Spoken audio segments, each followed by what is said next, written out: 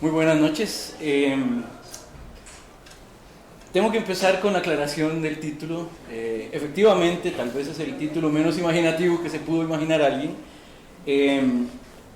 Había decidido en algún momento cambiarlo por algo que fuera un poco descriptivo del contenido de lo que voy a tratar de exponer en este momento. Van a ver que ahora voy a hacer una pausa para referirme un poco a la figura del ferrocarril en la época. Ya espero que después se entienda. Entonces, en algún momento pensé en titular la charla de hoy en el ferrocarril con Thoreau o algo así, pero eso me pareció más bien un poco cursi, ¿verdad? Entonces, ya después decidí más bien dejarlo como lo había propuesto en el momento original y apechugarlo, por así decirlo, ¿ya? Entonces, más bien, a pesar del título de la conferencia, agradezco la presencia de quienes me están acompañando acá. Otra aclaración que hay que hacer es que esta charla o esta conferencia trata de hacer una conmemoración de los 200 años del natalicio de Thoreau, ya ha quedado evidenciado.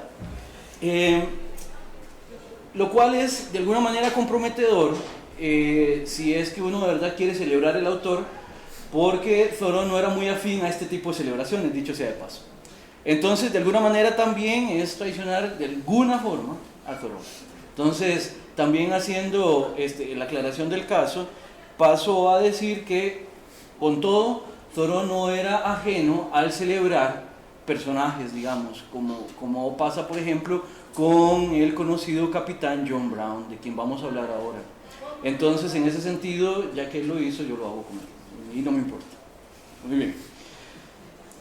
Para empezar, hay que definir ciertas cosas. La primera es, ¿qué tipo de pensador es Thoreau?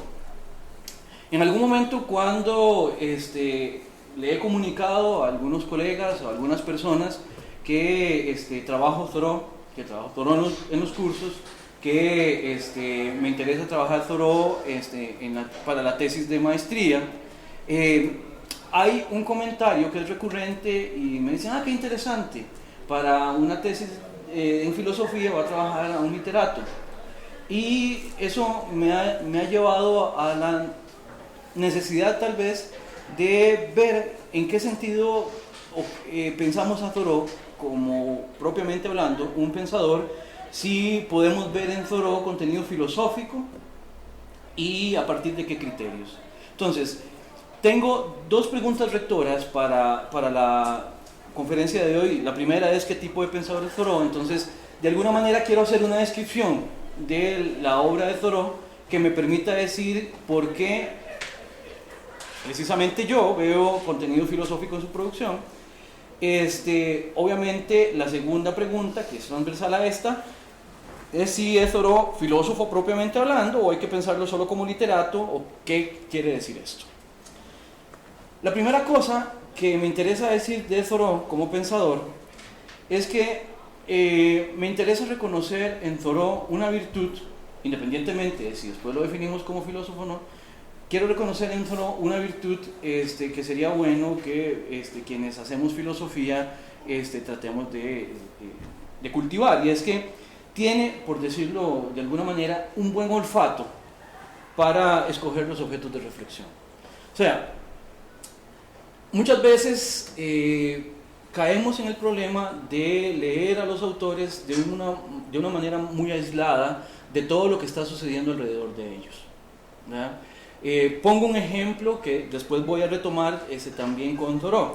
Es fascinante cuando uno piensa, por ejemplo, que Descartes está pensando la contraposición de la seguridad que tenemos de nuestro conocimiento en el estado de vigilia o en el estado de sueño, en una época donde, con 4 años de diferencia más o menos, tenemos a un Calderón de la Barca escribiendo La vida es sueño.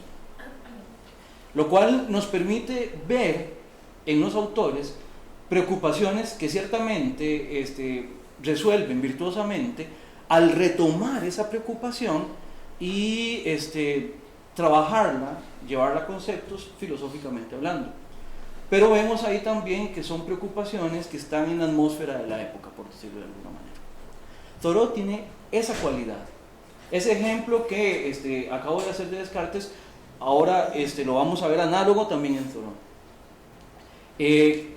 Thoreau se fija en lo que está pasando alrededor y en función de eso está hablando. Además, definiendo a Thoreau a estas alturas de la conferencia como pensador, efectivamente, tendríamos que pensar que, dado que se dedica a contenidos políticos en algunos de sus ensayos, sería muy poco fructífero si no se dedica a hablar de las cosas que alrededor están sucediendo, ¿ya? Solo para mencionar ciertas cosas, intentando no caer en lo meramente anecdótico, recordemos que Thoreau está en su etapa más productiva a mitad del siglo XIX. En Estados Unidos están pasando muchas cosas muy importantes para Estados Unidos y para el resto del mundo. De hecho, consecuencias de lo que está pasando en Estados Unidos toca lo que es América Latina, como la guerra de Estados Unidos con México, todo lo que son los movimientos abolicionistas, todo lo que tiene que ver con la expansión de Estados Unidos, la expansión económica que está teniendo Estados Unidos, y de todo eso Thoreau termina tematizando. Entonces, ya solo eso me da para poder defender que Thoreau, no importa cuál sea el calificativo que le demos, es una persona que tiene buenas nociones, buenas intuiciones a la hora de buscar contenidos. Veamos ciertamente estas coordenadas de Estados Unidos a las que me estaba refiriendo anteriormente. Hay un eje sobre el cual voy a hacer pivotar el trabajo de Thoreau, y es el texto Walden de 1845. De nuevo, es un Thoreau ya maduro. Si ustedes buscan la producción de Thoreau en el diario, Thoreau ya venía escribiendo desde hacía más o menos 13 años en un diario que sirve de anotaciones para prácticamente todas sus obras, pero ya es en 1845 cuando uno puede encontrar a un Thoreau realmente maduro en lo que tiene que ver con las coordenadas de su propia producción.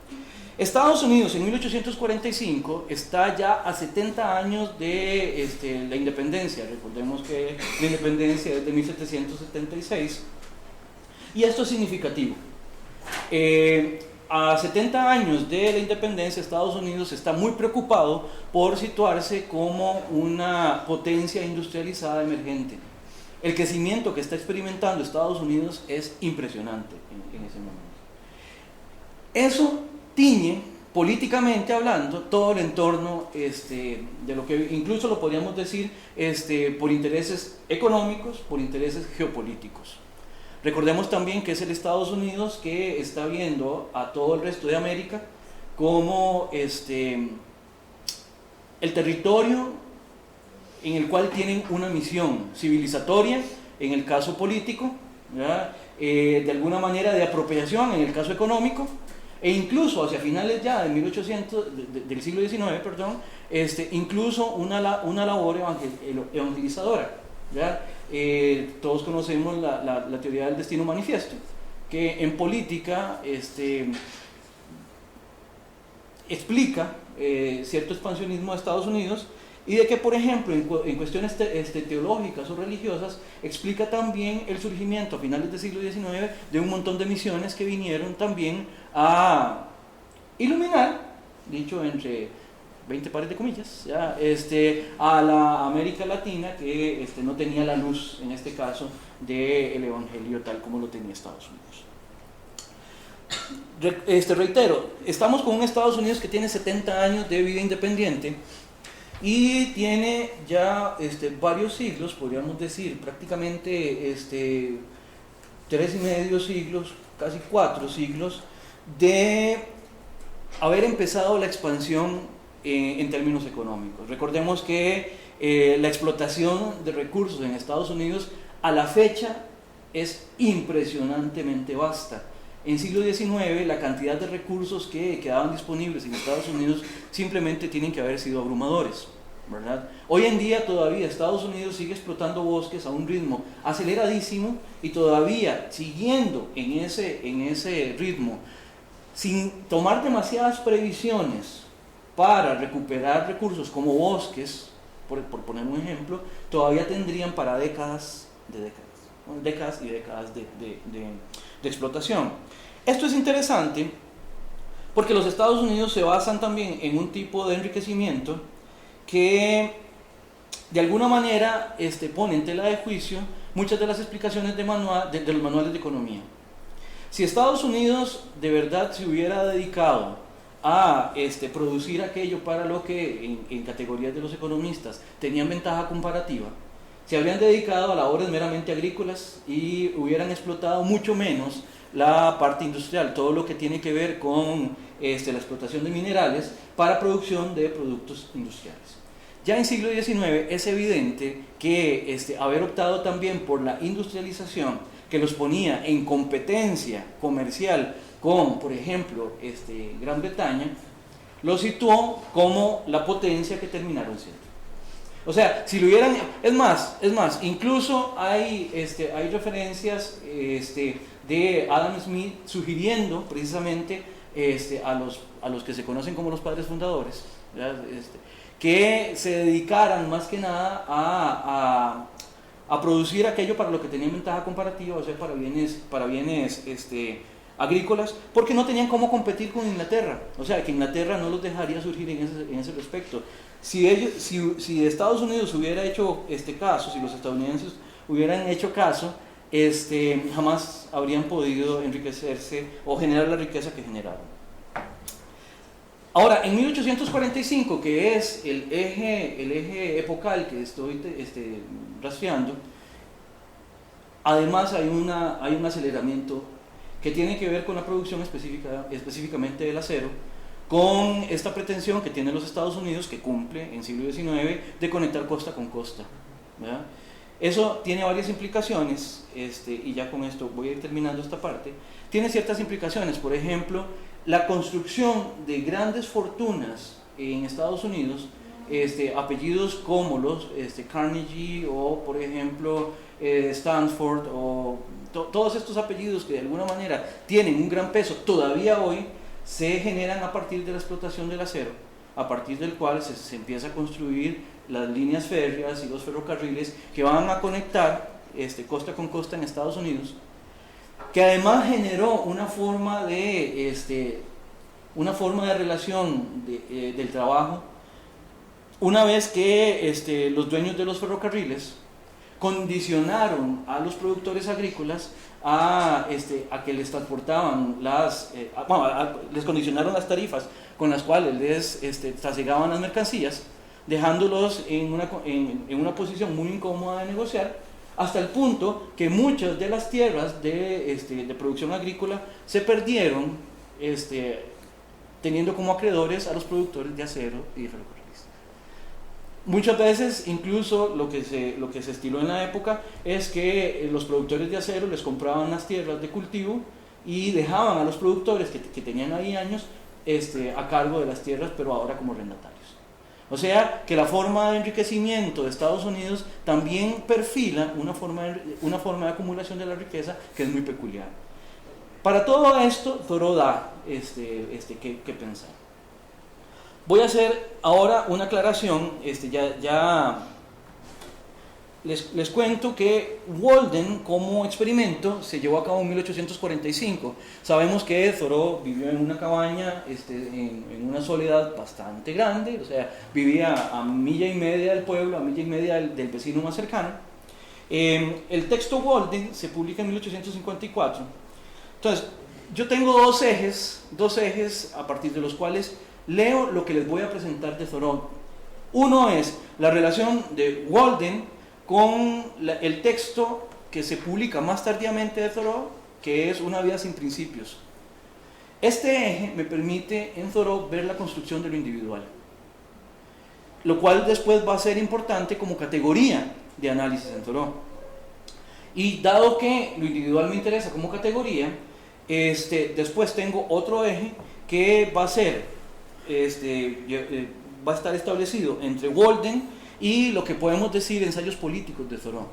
que son desobediencia civil, la esclavitud en Massachusetts y los 3 articulitos o ensayos que tienen que ver con el capitán John Brown, ¿ya? Que tienen que ver con la manera en que atrapan y matan al capitán John Brown, lo cual de alguna manera hace que Thoreau evidencie la forma en que él entiende el compromiso político.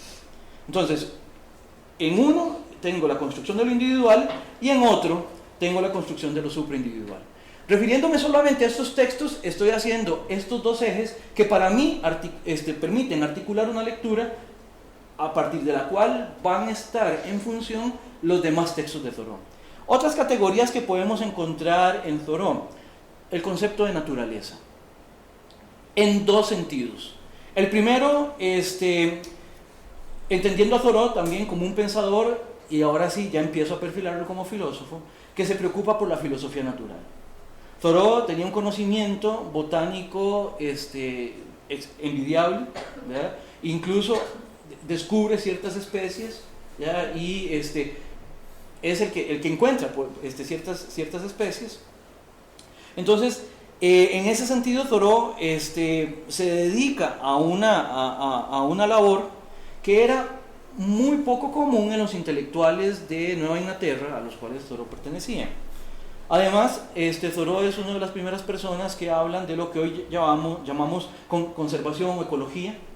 Él, sin dejar de pensar los recursos naturales como recursos, ¿ya?, también es una de las primeras personas en teorizar a propósito de la necesidad, al menos en su entorno, de conservar los bosques y de no verlos solamente en su contenido pecuniario o en su conversión pecuniaria, digamos.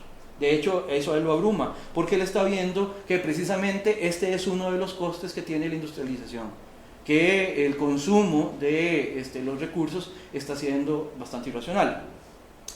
La segunda noción de naturaleza que me interesa rescatar en Thoreau es en un sentido más romántico, ¿ya? Esto es recibido desde el trascendentalismo norteamericano, que es la noción de naturaleza como ese gran entorno también interpretativo en el cual se engarza lo humano, ¿ya?, y con lo cual se relaciona.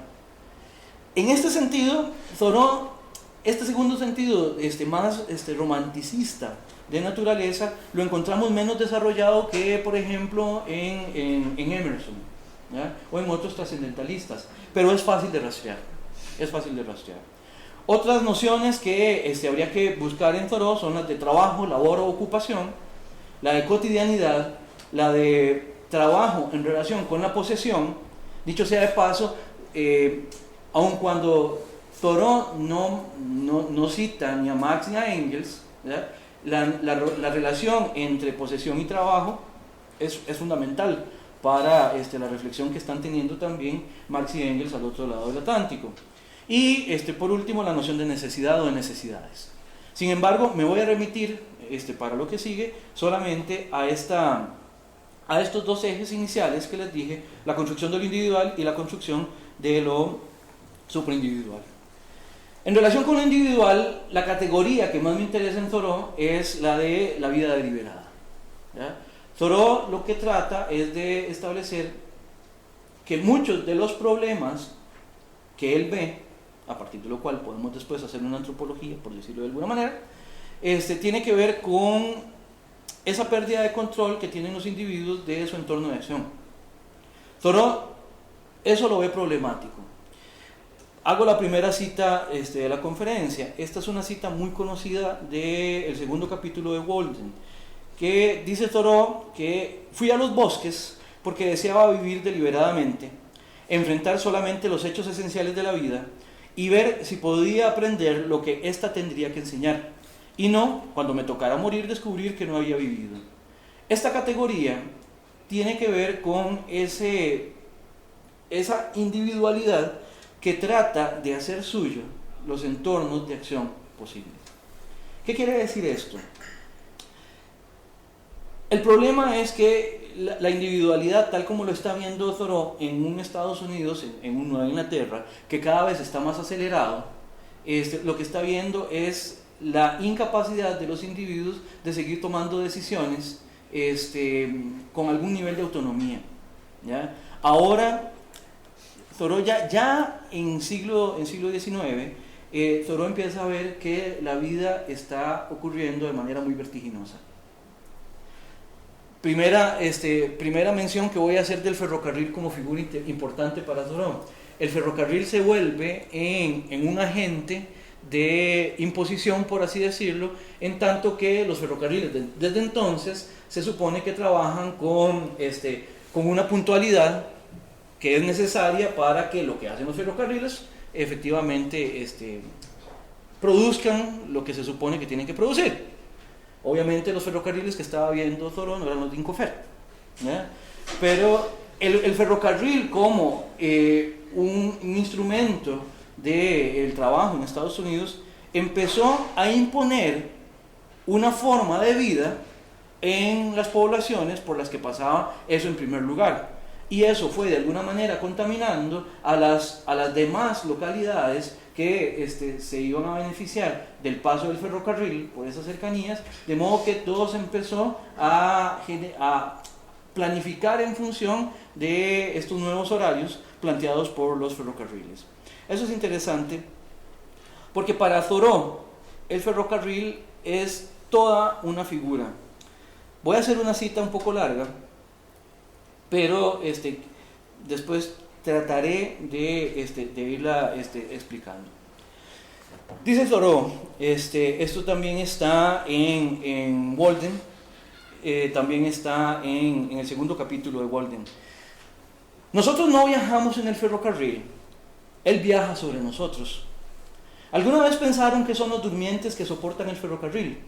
Cada uno es un hombre, un irlandés o un yanqui. Los rieles yacen sobre ellos y son cubiertos con arena, y los carros corren sin problema sobre ellos.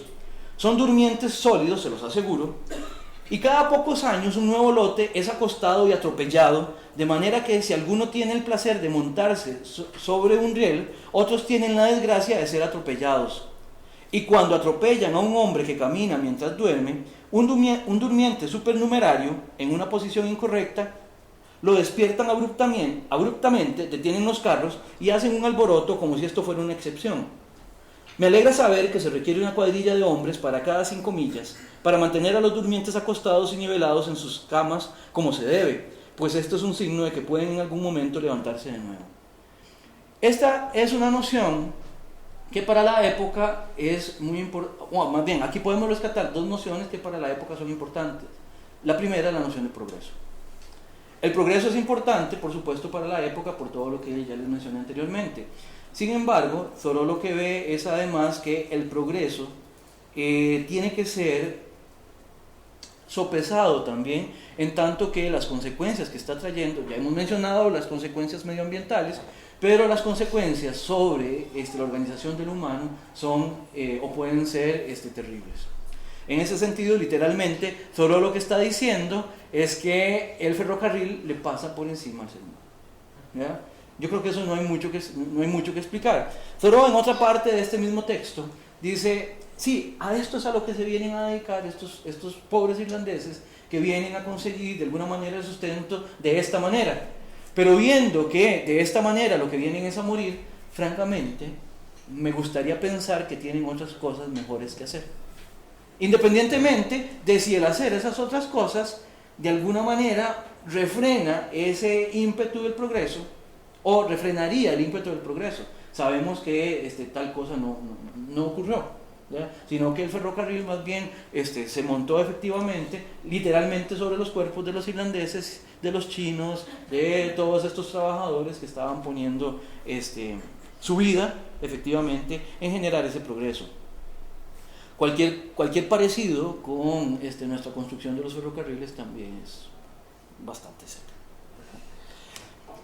Me interesa ver en esta reflexión sobre el ferrocarril algo interesante en Thoreau, y de nuevo aquí veo un pensador que a partir de una preocupación o de algo que es muy notorio en la época, reflexiona. Como les decía, las fuerzas productivas en Estados Unidos se generan montadas en ese ferrocarril que va aplastando gente. Y si ustedes lo ven, una manera hermosísima de referenciar esto es el cuento que se intitula El cuento 1002 de Scheherazade, de Edgar Allan Poe. En el cuento 1002 de Scheherazade, Edgar Allan Poe, con una capacidad literaria excepcional, lo que hace es relatar... el texto de Edgar Allan Poe, curiosamente, también es de 1845, ¿ya? La misma época de la que les estoy hablando. Edgar Allan Poe lo que hace es poner en ese cuento, revestido de una figuración mágica, tal como están los cuentos de las mil y una noche, todo lo que es este progreso del cual les estoy hablando.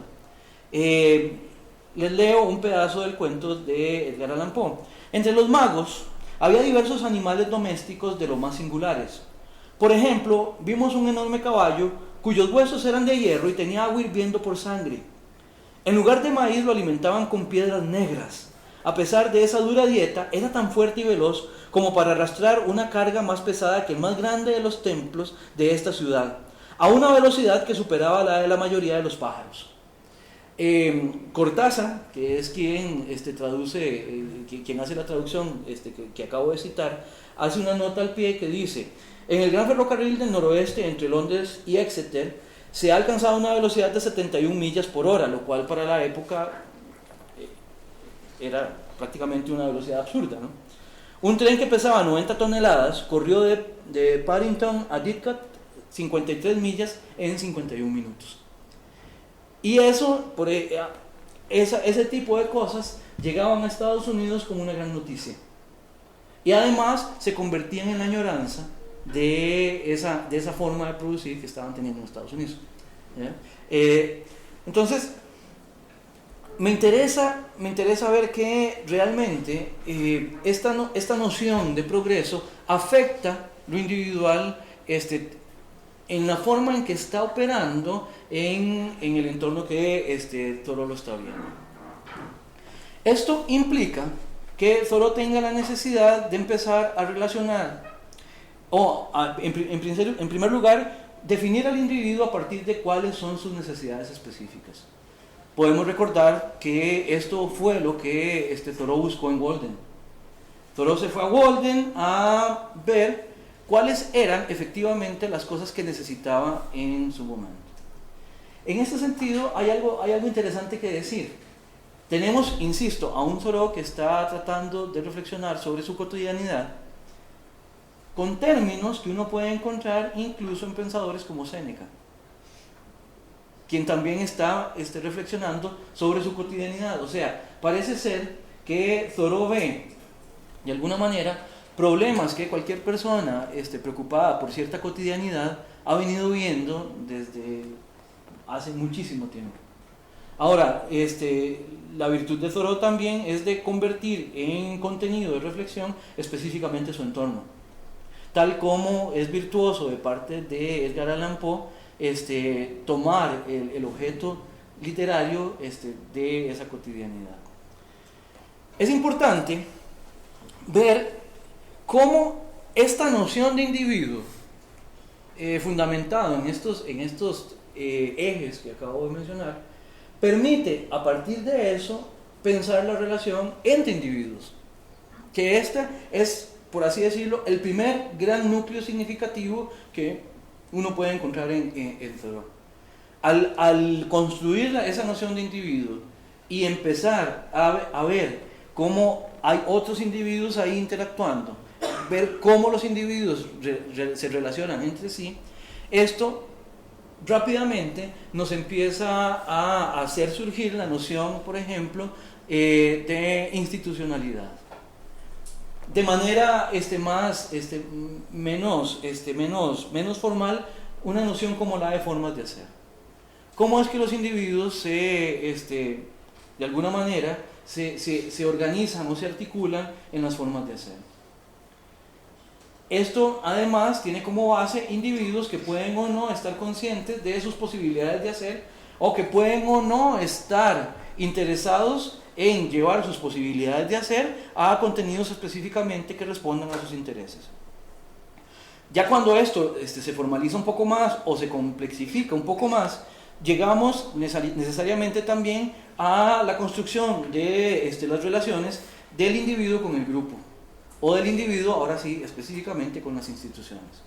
A partir de ahí es que vemos críticas a este tipo de institucionalidad en Thoreau. Críticas a la institución de la esclavitud, críticas a la institución del mercado, por ejemplo, críticas a la institución política, críticas a la noción de propiedad, ¿verdad? No como para quitarlas. Bueno, la institución de esclavitud sí, efectivamente, ¿ya? Pero nociones como la de propiedad o estas otras que mencionaba, la de política, sí para reformarlas, algunas de ellas profundamente. Esto es lo que entonces nos perfila a un Thoreau más preocupado entonces por lo político. En relación con la referencia a una vida sin principios, que es de donde se extrae de mejor manera lo individual, Thoreau lo que hace es de alguna manera exhortar, esto dicho sea de paso, a algunas teóricas feministas, les cae bastante mal de Thoreau porque consideran que el lenguaje que utiliza Thoreau es bastante condescendiente con sus conciudadanos, pero Thoreau lo que trata es como de hacer despertar en sus conciudadanos la necesidad de que ellos mismos se piensen, que piensen qué es lo que quieren hacer y si están viviendo en consecuencia, o si pueden vivir en consecuencia. No podrían vivir en consecuencia si primero no se lo piensan. En este sentido, Thoreau no está implantando una receta, más que metodológica, en el sentido de que Thoreau lo que dice es que es tarea de todo mundo preocuparse por este tipo de construcción. No está preocupado por decir esta es la manera en que deberíamos construir la individualidad, sino que todo mundo debería construir la individualidad desde los entornos en los que se desarrolla para satisfacer las necesidades que le son específicas. Eso es interesante. En relación con el eje político, una vez que esto ha sido ya de alguna manera perfilado, entonces Thoreau empieza efectivamente a desmontar, por decirlo así, las instituciones de lo relacional entre lo individual y lo superindividual. Por eso es que para Thoreau el Estado mismo es inviable si sigue siendo fuente de, por ejemplo, de injusticia. En algún momento Thoreau describe al Estado, después también al mercado de alguna manera, describe al Estado como una gran maquinaria de la cual cada uno de los seres humanos no son ni más ni menos que solo engranajes. De nuevo es esta metáfora de la máquina que de alguna manera se sirve de los humanos, cuando para Thoreau debería establecerse una relación que es completamente lo contrario. Los seres humanos deberían servirse de las instituciones que crean para satisfacer necesidades.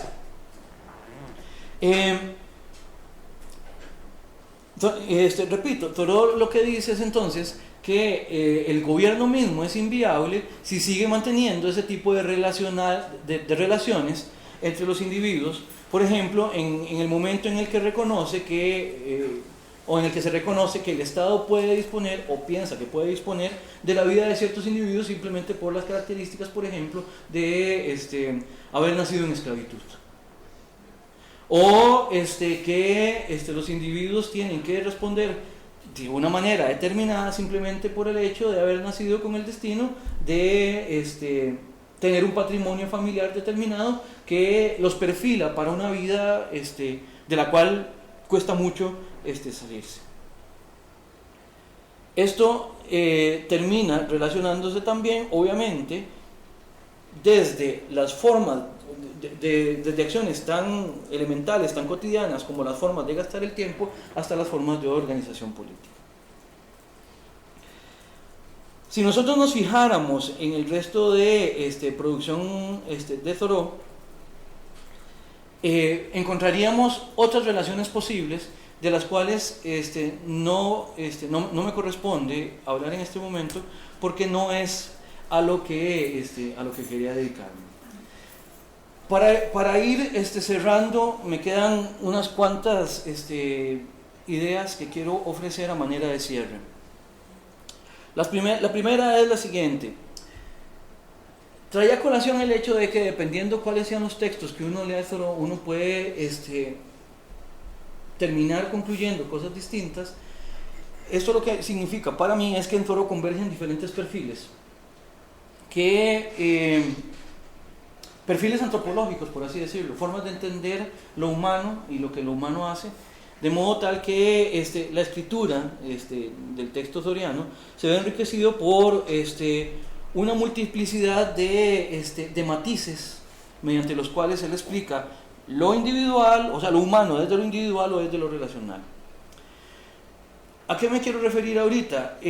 Los contenidos que podemos encontrar en los textos de Thoreau que me interesó presentarles hoy, tiene que ver con que evidentemente hay un perfil antropológico, o bien una antropología que es central para derivar a partir de ella la reflexión en la cual los individuos se encuentran en su vida o se aplican en su vida. En ese sentido, hay una antropología en Thoreau, hay un contenido antropológico en Thoreau que da pie a una ética, a una reflexión sobre las formas de ser, la cual a su vez da pie a una política. ¿Ven? Thoreau es en ese sentido un autor que podamos decir hace toda una propuesta política, deberían estudiarlo en ciencias políticas, salvo por el texto de desobediencia civil, no necesariamente. ¿Verdad? En este sentido, la labor de encontrar estos contenidos muchas veces le toca al lector, por una cuestión de presentación. Recordemos que Thoreau lo que hace es plantear ensayos. Él no hace tratados en este sentido de teoría de la ética, de la moral o de la política. Me interesa también ver que a partir de Thoreau, o a partir de lo que produce Thoreau, hay una conclusión que podemos decir que es general, la cual es que parece ser que la crítica a las formas de hacer, a estas formas de actuar, son de suyo interesantes o importantes para el quehacer filosófico. Y podemos reconocer que Thoreau no las pasó de alto. O sea, dedicándose al pensamiento o a un pensamiento ético y político, Thoreau tuvo la lucidez de efectivamente enfrentar problemas que son importantes para esos contenidos. Eso habría que reconocérselo. Y en este sentido, en lo específico, se pueden rescatar de Thoreau ciertas nociones que uno puede convertir en categorías de análisis filosófico. La primera es una que tiene que ver con la vida deliberada que les mencionaba en el inicio de la conferencia, en relación con que esta capacidad de deliberación o de deliberadicidad, por decirlo de alguna manera, de las acciones en los seres humanos, definen o es fundamental para poder entender todo lo demás. Por eso es que digo, se puede convertir en una categoría, o sea, a ese nivel, categoría de análisis, y aquí ya me animo a decirlo con todas las palabras, de análisis filosófico en Thoreau. Y en función con esto, la relación entre las cosas con su posesión. ¿Qué quiere decir esto?